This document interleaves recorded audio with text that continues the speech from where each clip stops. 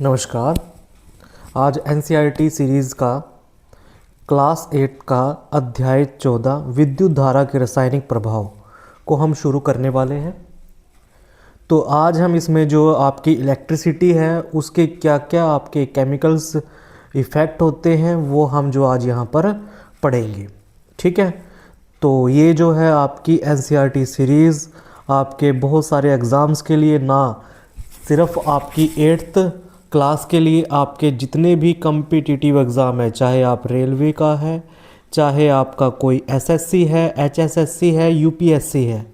ठीक है, तो हर एक के लिए ये जो रहेगा वो सबके लिए जो है इफ़ेक्टिव रहेगी। ठीक है, तो आप इस एनसीईआरटी सीरीज़ को पूरा देखिए। मैं आपको सजेस्ट करूँगा कि आप जितने भी 6 से लेके 12 तक 10 तक की साइंस है उसको आप अच्छे से कवर कर लीजिए। आपके साइंस का कोई भी क्वेश्चन जो है वो गलत नहीं होगा। ठीक है, तो आज जो है हम एनसीईआरटी सीरीज़ का अपना नेक्स्ट स्टेप करते हैं, विद्युत धारा के रासायनिक प्रभाव। तो आपके अभिभावकों ने संभवतः आपको यह चेतावनी दी होगी कि गीले हाथों से किसी भी विद्युत संयंत्र को न छुएं। परंतु क्या आप जानते हैं कि गीले हाथों से किसी विद्युत संयंत्र को छूना क्यों खतरनाक है? कोई भी आपका कोई इलेक्ट्रिक इक्विपमेंट है उसको अगर आप गीले हाथों से छूते हैं तो उसका क्या इफ़ेक्ट हो सकता है ये आपको अच्छे तरीके से पता ही है। ठीक है, तो हम पहले ही सीख चुके हैं कि जो पदार्थ अपने से होकर विद्युत धारा को प्रवाहित होने देते हैं वे विद्युत के सुचालक अच्छे चालक होते हैं। तो विद्युत के सुचालक कौन से होते हैं? विद्युत के सुचालक वे होते हैं जो अपने में से क्या है, विद्युत धारा को, इलेक्ट्रिसिटी का अच्छे से फ्लो जो है वो बनाए रखते हैं।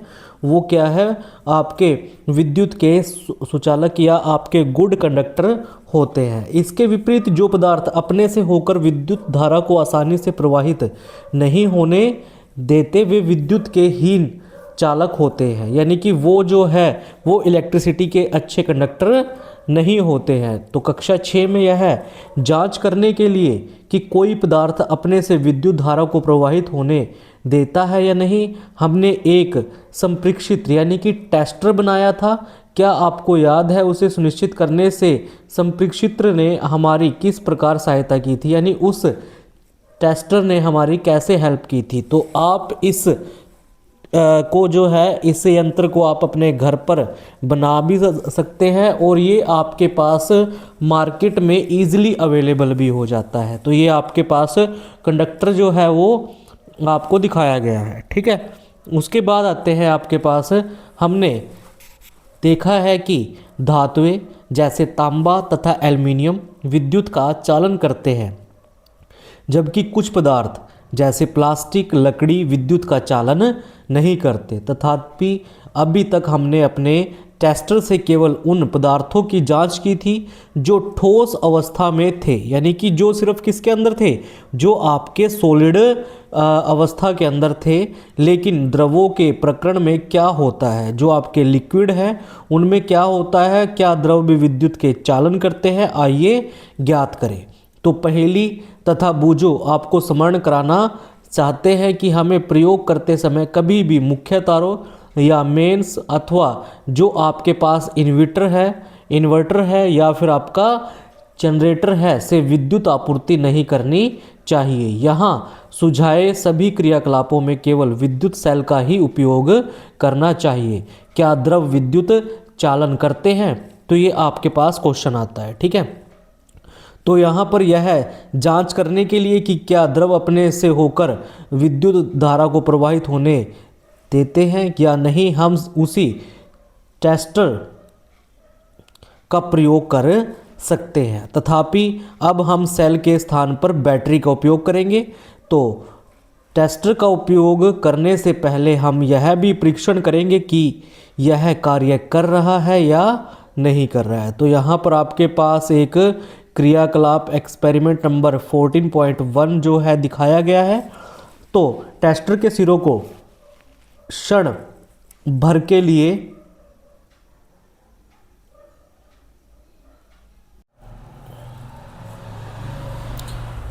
टेस्टर के सिरों को क्षण भर के लिए एक दूसरे से स्पर्श कराइए। ऐसा करते ही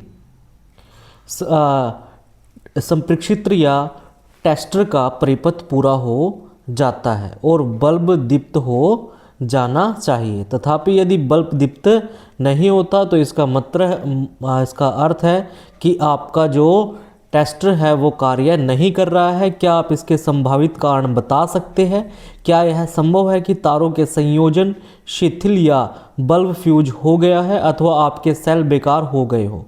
ठीक है, जांच कीजिए कि जो सभी संयोजन वो क्या है, कसे हुए हैं या नहीं। यदि संयोजन पहले से ही कसे हुए हैं तो बल्ब को बदल दीजिए। अब फिर जांच कीजिए कि टेस्टर कार्य कर रहा है या नहीं। यदि वह अब भी कार्य नहीं कर रहा है तो सेल को बदल दीजिए। तो ये आप अपने टेस्टर को क्या कर सकते हो, चेक कर सकते हो इस क्रियाकलाप के। ठीक है, तो इस प्रकार जब टेस्टर भली भांति कार्य करने लगे तो इसका उपयोग विभिन्न द्रवों का परीक्षण करने के लिए कर सकते हैं। तो यहाँ चेतावनी दी गई है कि अपने टेस्टर की जांच करते समय उसके तारों के स्वतंत्र सिरों को केवल कुछ क्षणों से अधिक स्पर्श न कराए अथवा बैटरी के सेल अत्यंत शीघ्रता से समाप्त हो जाएंगे। ठीक है, उसके बाद क्रियाकलाप 14.2 है कि बेकार फेंकी गई बोतलों के प्लास्टिक या रबड़ के कुछ ढक्कन एकत्र करके उनके साफ करिए। एक ढक्कन में एक चाय के चम्मच के बराबर नींबू का रस या सिरका उड़ेलिए। अपने टेस्टर को इस ढक्कन के समीप लाकर उसके सिरों को नींबू के रस या सिरके में डुबोइए। ध्यान रखिए कि दोनों सिरे परस्पर 1 सेंटीमीटर से अधिक दूरी पर न हो, लेकिन इसी के साथ साथ वे एक दूसरे को स्पर्श भी न करें। क्या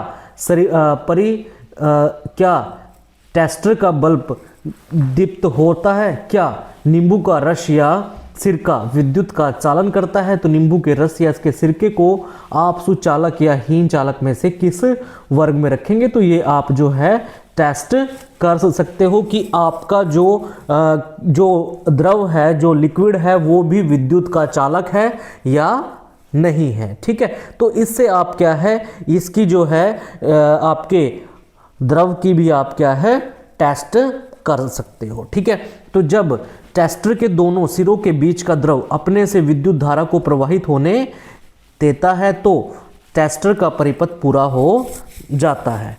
परिपथ में विद्युत धारा प्रवाहित होती है तथा बल्ब दीप्त हो जाता है। जब कोई द्रव विद्युत धारा को अपने में से प्रवाहित होने नहीं देता तो आपका टेस्टर का परिपथ पूरा नहीं होता तथा बल्ब जो है आपका वो दीप्त नहीं होता, वो नहीं जलेगा। तो कुछ स्थितियों में द्रव के चालक होने पर भी संभव हो सकता है कि बल्ब दीप्त न हो। ऐसा क्रियाकलाप 14.2 में भी हो सकता है। इसका कारण क्या हो सकता है? तो आपको याद है कि बल्ब से विद्युत धारा प्रवाहित होने पर वह दीप्त क्यों होता है?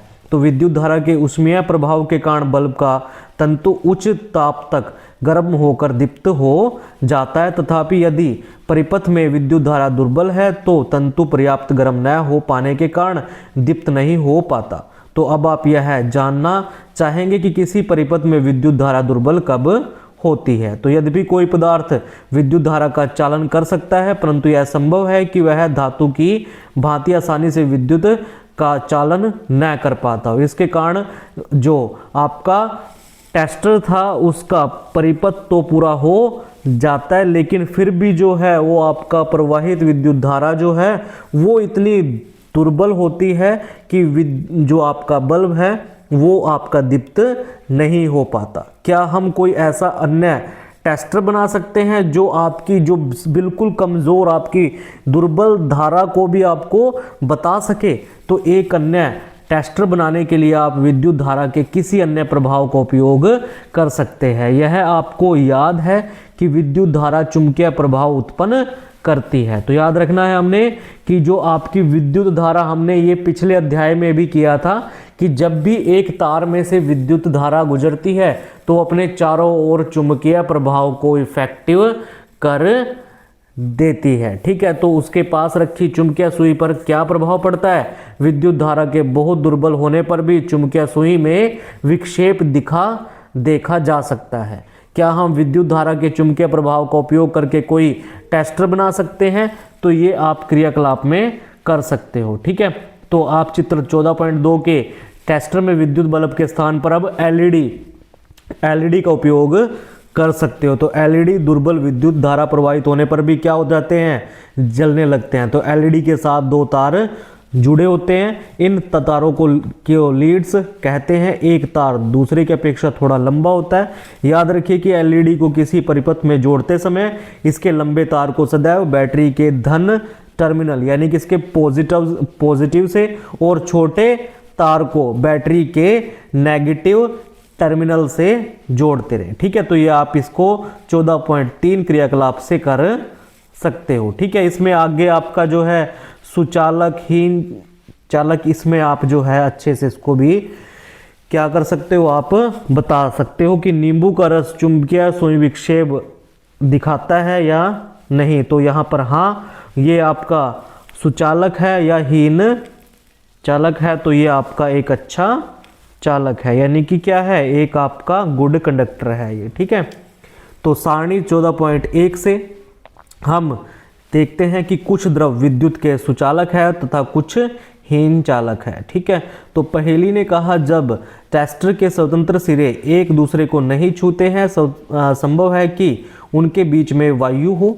पहेली को ज्ञात है कि वायु विद्युत की हीन चालक है, परंतु उसने यह भी पढ़ा है कि तड़ित के समय यानी कि जब आसमान में बिजली होती है तो उस समय जो है वायु से विद्युत धारा प्रवाहित होती है। तो यह जानना चाहती है कि क्या हर अवस्था में वायु विद्युत की हीन चालक होती है। इसी से प्रेरित होकर बूझो भी यह जानना चाहता है कि क्या हीन चालकों की श्रेणी में रखे अन्य पदार्थ में विद्युत किसी विशेष परिस्थितियों में अपने में से विद्युत को प्रवाहित होने देते हैं। ठीक है, तो वास्तव में विशेष परिस्थितियों में अधिकांश पदार्थ विद्युत धारा का चालन कर सकते हैं। ठीक है भाई, जो आपके ज़्यादातर जो पदार्थ होते हैं वो विद्युत धारा का चालन कर सकते हैं। यही कारण है कि पदार्थों को चालकों तथा विद्युत रोधियों के रूप में वर्गीकृत करने की अपेक्षा अच्छे चालकों तथा हीन चालकों के रूप में वर्गीकृत करने को अधिक मान्यता दी जाती है। ठीक है, तो यहाँ पर हमने टोंटी के पानी द्वारा विद्युत चालन का परीक्षण किया। तो आइए अब आंसू जल द्वारा विद्युत चालन का परीक्षण करते हैं। तो यहाँ पर एक स्वच्छ और सूखे प्लास्टिक या रबड़ के ढक्कन में लगभग 2 चाय के चम्मच के बराबर आसूत जल भरिए। आप आसूत जल को अपने विद्यालय की प्रयोगशाला से प्राप्त कर सकते हैं। ठीक है, या आप किसी दवाई की दुकान से या डॉक्टर से, नर्स से भी इसको ले सकते हैं। टेस्टर का उपयोग करके परीक्षण कीजिए कि आसूत जल विद्युत चालन करता है अथवा नहीं। क्या ये आप इसमें क्या है, इसके बाद एक चुटकी भर नमक इसे आसूत जल में घोलिए, फिर उसके बाद दोबारा से इसको क्या करिए, टेस्ट करिए। ठीक है, तो इसका आप निष्कर्ष निकालिए।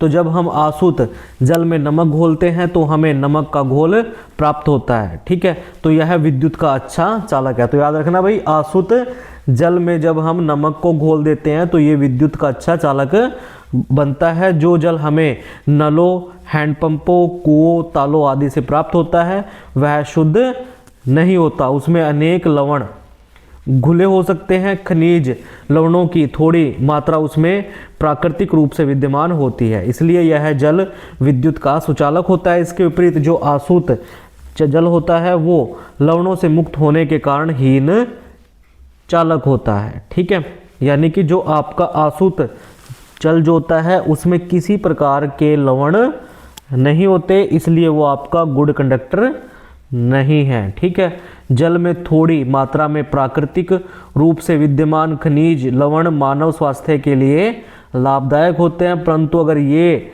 लवण जल को क्या बना देते हैं, एक गुड कंडक्टर बना देते हैं। ठीक है, इसलिए हमें जितने भी आपके इलेक्ट्रिक इक्विपमेंट हैं उनका प्रयोग करते हुए हमें गीले हाथों या गीले फर्श पर खड़े होकर कभी भी उनका उपयोग नहीं करना चाहिए। तो हमने देखा है कि जब साधारण लवण को आसूत जल में घोला जाता है तो यह उसे क्या बना देता है, एक अच्छा कंडक्टर बना देता है। वे कौन से अन्य पदार्थ हैं जो आसूत जल में घुलने पर उसे चालक बना देते हैं, आइए पता लगाइए। तो चेतावनी है कि इसको आप अपने अध्यापकों, माता पिता, अभिभावक तथा किसी वयस्क व्यक्ति की देखरेख में करिए, क्योंकि इसमें अमल का प्रयोग शामिल होता है। तो यहाँ पर आप ये क्रियाकलाप जो है वो कर सकते हैं। तो विद्युत चालन करने वाले अधिकांश द्रव अम्लों, क्षारकों तथा लवणों के विलयन होते हैं। तो याद रखना भाई, विद्युत चालन करने वाले जो ज़्यादातर आपके द्रव होते हैं, ठीक है, वो आपके अम्लों, क्षारकों तथा लवणों के विलयन होते हैं। ठीक है, जब विद्युत धारा किसी चालक विलयन से प्रवाहित होती है तो क्या वह उस विलयन में कोई प्रभाव उत्पन्न करती है? तो विद्युत धारा के रासायनिक प्रभाव। तो कक्षा 7 में हमने विद्युत धारा के कुछ प्रभावों के बारे में सीखा था। क्या आप इन प्रभावों की सूची बना सकते हैं? जब विद्युत धारा किसी चालक विलयन से प्रवाहित होती है तो यह क्या प्रभाव उत्पन्न करती है? आइए पता लगाएं। तो क्रियाकलाप 14.6 है कि 2 बेकार सेलों से सावधानीपूर्वक कार्बन की छड़ें निकालिए, उनकी धातु की टोपियों को रेगमाल से साफ करके उस पर तांबे की तार लपेटिए। तो आपने देखा भी होगा, सेलों के अंदर एक काला काला सी क्या होती है, एक लंबी सी छड़ होती है, ठीक है, काली सी। उसको क्या करना है, उसको बाहर निकाल लेना है और उसके जो ऊपर जो होती है उसके ऊपर क्या करना है, तांबे की तार लपेटनी है। ठीक है, और उन्हें क्या कर देना है, एक बैटरी से जोड़ देना है। इन 2 छड़ों को हम क्या कहेंगे, इलेक्ट्रोड कहते हैं। ठीक है भाई, कार्बन की छड़ों को जो हम क्या कहते हैं, इलेक्ट्रोड कहते हैं। ठीक है, इस पर आप इसने कहा है कि अगर ये ना हो तो इनके स्थान पर आप 6 सेंटीमीटर लंबी लोहे की कीलें भी ले सकते हैं। किसी कांच के गिलास या प्लास्टिक के कटोरे में प्याला जल भरिए। जल को और अधिक चालक बनाने के लिए इसमें 1 छोटा चम्मच भरकर साधारण नमक या नींबू के रस की कुछ बूंदें मिलाइए। अब इस विलयन में इलेक्ट्रोडों को डुबोइए। यह सुनिश्चित कीजिए कि कार्बन की छड़ों की धातु की टोपियां जल से बाहर रहे। जो आपकी कार्बन की छड़ थी उनके ऊपर जो वो स्टील की क्या थी, टोपी थी, उसको क्या रखो, उसको जल से बाहर रखो। ठीक है, तो यह सुनिश्चित कीजिए कि कार्बन की छड़ों की धातु की टोपियां जल से बाहर रहे। 3-4 मिनट तक प्रतीक्षा करें। इलेक्ट्रोडों को ध्यानपूर्वक देखिए।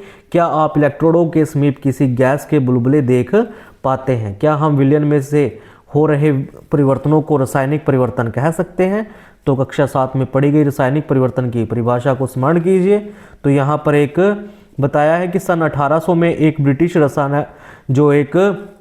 रसायनज्ञ थे, ठीक है, उन्होंने विलियम निकलसन ने 1753-1815 ने यह दर्शाया कि यदि इलेक्ट्रोड जल में डूबे हो तथा उनके द्वारा विलयन से विद्युत धारा प्रवाहित की जाए तो ऑक्सीजन तथा हाइड्रोजन के बुलबुले उत्पन्न होते हैं। तो ऑक्सीजन के बुलबुले बैटरी के जो आपके पॉजिटिव टर्मिनल से जुड़े इलेक्ट्रोड पर तथा हाइड्रोजन के बुलबुले आपके दूसरे इलेक्ट्रोड पर बनते हैं। किसी चालक विलयन से विद्युत धारा प्रवाहित होने पर रासायनिक अभिक्रिया होती है। इसके फलस्वरूप इलेक्ट्रोडों पर गैस के बुलबुले बन सकते हैं। तो इलेक्ट्रोडों पर धातु के निक्षेप देखे जा सकते हैं। ठीक है, जो आपके इलेक्ट्रोड होते हैं उनके ऊपर धातु के जो है निक्षेप आपको देखने को मिलते हैं। विलयन के रंग में परिवर्तन हो सकते हैं। जो आपने वो विलयन रखा था उसके रंग में भी क्या हो सकता है, परिवर्तन हो सकता है। तो यह रासायनिक अभिक्रिया उपयोग किए जाने वाले विलयन तथा इलेक्ट्रोडों पर निर्भर करती है। ठीक है, तो ये जो आपकी रासायनिक अभिक्रिया थी ये आपके उपयोग होने वाले विलयन और इलेक्ट्रोडों पर क्या कर रही है, निर्भर कर रही है। ये विद्युत धारा के कुछ रासायनिक प्रभाव हैं। ठीक है, तो यहाँ पर इसको जो है बूजो ने यहाँ पर एक क्वेश्चन किया, ठीक है, कि ये परीक्षण कैसे था, इसको आप अच्छे से पढ़ सकते हैं। ठीक है, उसके बाद आता है विद्युत लेपन। ठीक है, तो भाई ये आपने बहुत बार अपने आसपास में देखा भी होगा। ठीक है, साइकिल के जो आपका हैंडल होता है उस पे भी क्या होता है, वो चमक वाली जो होती है वो भी क्या है, विद्युत लेपन का एग्जाम्पल है। आपके रिम होते हैं, रिम के ऊपर भी क्या होती है, विद्युत लेपन होती है। तो स्मरण कीजिए कि बिल्कुल नई साइकिल का हैंडल तथा पट्टियों के रिम कितने चमकदार होते हैं, तथापि यदि दुर्घटनावश इनमें खरोंच पड़ जाए तो चमकदार परत ऊपर से उतर जाती है। ठीक है, ये आपने देखा भी होगा, एक्सपेरिमेंट भी किया होगा। ठीक है, और उसके नीचे की सतह इतनी चमकदार नहीं होती, वो आपको रूखी सी जो है वो प्रतीत होती है। आपने कुछ महिलाओं को ऐसे आभूषण पहने हुए देखा होगा जो देखने में तो सोने के प्रतीत होते हैं, तथापि लगातार उनको अगर आप उपयोग में करते रहोगे तो उनकी सोने की परत वो उतर जाती है, नीचे की चांदी की या किसी अन्य धातु की सतह दिखाई देने लगती है। इन दोनों परिस्थितियों में एक धातु के ऊपर दूसरी धातु की परत चढ़ी होती है। क्या आप जानते हैं कि एक धातु की सतह के ऊपर दूसरी धातु की परत किस प्रकार से आप चढ़ाते हैं या निक्षेपित करते हैं? तो आइए इसको स्वयं देखते हैं। तो क्रियाकलाप में हमें क्या है, 14.7 में हमें कॉपर सल्फेट तथा लगभग 10 सेंटीमीटर बाय 4 की साइज की तांबे की 2 प्लेट लेनी है। किसी स्वच्छ और सूखे बीकर में 250 ml आसुत जल लेना है। इसमें चाय की 2 चम्मच भरकर कॉपर सल्फेट घोलना है। ठीक है, अधिक चालक बनाने के लिए कॉपर सल्फेट विलयन में कुछ बूंदे तन्नू सल्फ्यूरिक अम्ल की डालिए। तांबे की प्लेटों को रेगमाल से साफ कीजिए, इन्हें बैटरी में धोकर सुखाइए। तांबे की प्लेटों को एक बैटरी के टर्मिनलों से संयोजित कीजिए और उन्हें कॉपर सल्फेट के विलयन में डुबो दीजिए। ठीक है, तो ये यहाँ पर आपको दिखाया गया है जैसे। ठीक है, तो परिपथ में लगभग 15 मिनट तक विद्युत धारा प्रवाहित होने दीजिए। जब विलयन में से इलेक्ट्रोडों को हटाइए और उन्हें ध्यानपूर्वक देखिए, क्या इनमें से किसी एक में कुछ अंतर पाते हैं? क्या आप इस पर कोई परत चढ़ी देखते हैं? इस परत का रंग कैसा है? बैटरी के उस टर्मिनल को नोट कीजिए जिसमें ये इलेक्ट्रोड संयोजित है। तो विद्युत लेपन के क्रियाकलाप को करने के पश्चात पहेली ने इलेक्ट्रोडों को आपस में बदलकर क्रियाकलाप को दोहराया। तो आपके विचार में इस बार वह क्या प्रेक्षण करेगी? तो जब कॉपर सल्फेट विलयन में विद्युत धारा प्रवाहित की जाती है, ठीक है, तो कॉपर सल्फेट कॉपर तथा सल्फेट में विभाजित हो जाता है। ठीक है, जब कॉपर सल्फेट के विलयन घोल में जब हम क्या है विद्युत धारा को प्रवाहित करते हैं तो कॉपर सल्फेट था उसमें से कॉपर अलग हो जाएगा और सल्फेट अलग हो जाता है। ठीक है, तो स्वतंत्र कॉपर जो आपका तांबा था बैटरी के जो नेगेटिव टर्मिनल है उससे संयोजित होकर इलेक्ट्रोड की ओर आकर्षित होगा और उसके ऊपर क्या है वो जमना स्टार्ट हो जाएगा। लेकिन विलयन से कॉपर के क्षय की पूर्ति कैसे होती है?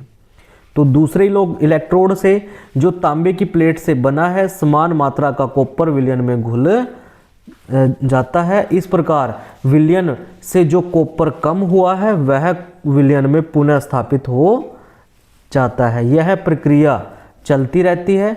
इसका अर्थ यह हुआ कि इस विद्युत लेपन प्रक्रिया में एक इलेक्ट्रोड से कॉपर दूसरे इलेक्ट्रोड में क्या हो रहा है स्थानांतरित हो रहा है। ठीक है, तो बूजो को तांबे की केवल एक प्लेट ही मिल पाई, इसलिए उसने क्रियाकलाप 14.7 को तांबे की प्लेट के स्थान पर कार्बन की छड़ को बैटरी के आपके नेगेटिव टर्मिनल ऋण टर्मिनल से संयोजित करके किया। उसे कार्बन की छड़ पर तांबे की परत चढ़ाने में सफलता प्राप्त हुई। तो विद्युत द्वारा किसी पदार्थ पर किसी वांछित धातु की परत निक्षेपित करने की प्रक्रिया को क्या कहते हैं? विद्युत लेपन कहते हैं। ये आपको अच्छे से क्लियर हो गया होगा। ठीक है, तो यह विद्युत धारा के रासायनिक प्रभाव का एक सर्वाधिक सामान्य उपयोग है। विद्युत लेपन अत्यंत उपयोगी प्रक्रम है। उद्योगों में धातु की वस्तुओं पर किसी दूसरी धातु की पतली परत विलेपित करने के लिए इसका व्यापक रूप से उपयोग किया जाता है। तो विलेपित किए जाने वाले धातु की परत में कुछ ऐसे वांछित गुण होते हैं जो उस वस्तु की धातु में नहीं होते जिस पर निक्षेपण किया जाता है। उदाहरण के लिए अनेक वस्तुओं जैसे कार के कुछ भागों, स्नान गृह की टोंटी, गैस बर्नर, साइकिल के हैंडल, पहियों के रिम आदि पर क्या है क्रोमियम का लेपन किया जाता है। तो क्रोमियम क्या होता है? क्रोमियम बहुत चमकदार दिखाई देता है। यह क्या है, ये इसके ऊपर कभी भी जंग नहीं लगता। और खरोंचों को क्या करता है, ये उनका प्रतिरोध करता है, खरोंचों को अपने ऊपर ये दिखने नहीं देता। तथापि क्रोमियम महंगा है तथा किसी दूसरी वस्तु को क्रोमियम से बनाना आर्थिक दृष्टि से व्यवहारिक नहीं होता, इसलिए इसको क्या है, वस्तु को किसी सस्ती सी धातु से बना देते हैं और उसके ऊपर केवल क्रोमियम की एक परत ही क्या कर देते हैं, चढ़ा देते हैं। तो आभूषण बनाने वाली सस्ती धातुओं पर चांदी तथा सोने का विद्युत लेपन करते हैं। ये आभूषण देखने में चांदी या सोने के प्रतीत होते हैं, लेकिन वास्तव में अपेक्षाकृत बहुत सस्ते होते हैं। तो खाद्य पदार्थ के भंडारण के लिए उपयोग किए जाने वाले टीन के डिब्बों में लोहे के ऊपर टीन का विद्युत लेपन किया जाता है। टीन लोहे से कम क्रियाशील होता है, इस प्रकार खाद्य पदार्थों जैसे लोहे के संपर्क में नहीं आते और खराब होने से बच जाते हैं। पुलों तथा स्वचालित वाहनों को प्रबल बनाने के लिए लोहे का उपयोग किया जाता है, तथापि लोहे में संक्षारित होने तथा जंग लगने की प्रवृत्ति होती है, अतः इसे क्या है, संक्षारित करने और जंग लगने से बचाने के लिए लोहे के ऊपर जिंक की परत को निक्षेपित करते हैं। ठीक है, तो विद्युत लेपन कारखानों में उपयोग किए जा चुके विलयनों का निपटारा किया जाना भी एक समस्या है। यह बहुत ज़्यादा प्रदूषणकारी अपशिष्ट है। जहाँ क्या होता है, ये विद्युत लेपन का काम होता है, उनके अंदर जो विलयन होता है उनका निपटारा एक बहुत बड़ी समस्या है, क्योंकि इससे जो है बहुत सारे जो प्रदूषण कारक होते हैं वो विघटित होते हैं।